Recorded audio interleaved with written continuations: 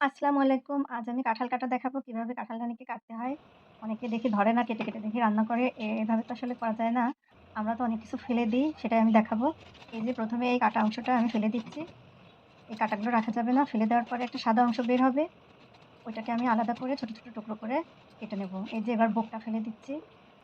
এটা ফেলে দিতে হবে। এই যে আমি তলার অংশটা নিয়ে নিচ্ছি। শুধু ফ্রেশ করে শুধু এটাই নিতে হবে। ছোট, ছোট টুকরো করে কাটলাম। প্রায় বেশিরভাগ সবাই আমরা এটা কাটতে পারি। শুধু যারা আসলে একেবারেই পারেন না আমি তাদের জন্য ভিডিওটা করেছি। অনেকে অনেকভাবে কাটেন আমি দেখি। আমরা আসলে ওভাবে কাটি না। অনেক কিছু ফেলেন না। কিন্তু আমরা তো অনেক কিছু ফেলে দিই।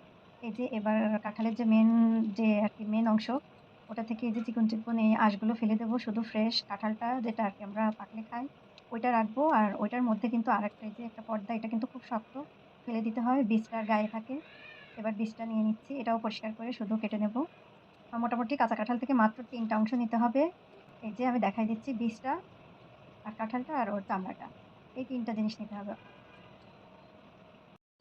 আসসালামু আলাইকুম। আজ আমি কাঁঠাল কাটা দেখাবো কিভাবে কাঁঠালটাকে কাটতে হয়।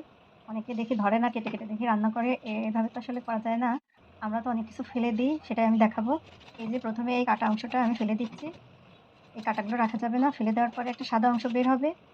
ওইটাকে আমি আলাদা করে ছোট, ছোট টুকরো করে কেটে নেব। এই যে এবার বোকটা ফেলে দিচ্ছি। এটা ফেলে দিতে হবে। এই যে আমি তলার অংশটা নিয়ে নিচ্ছি। শুধু ফ্রেশ করে শুধু এটাই নিতে হবে। ছোট, ছোট টুকরো করে কাটলাম। প্রায় বেশিরভাগ সবাই আমরা এটা কাটতে পারি। শুধু যারা আসলে একেবারেই পারেন না আমি তাদের জন্য ভিডিওটা করেছি। অনেকে অনেকভাবে কাটেন আমি দেখি। আমরা আসলে ওভাবে কাটি না। অনেক কিছু ফেলেন না। কিন্তু আমরা তো অনেক কিছু ফেলে দিই।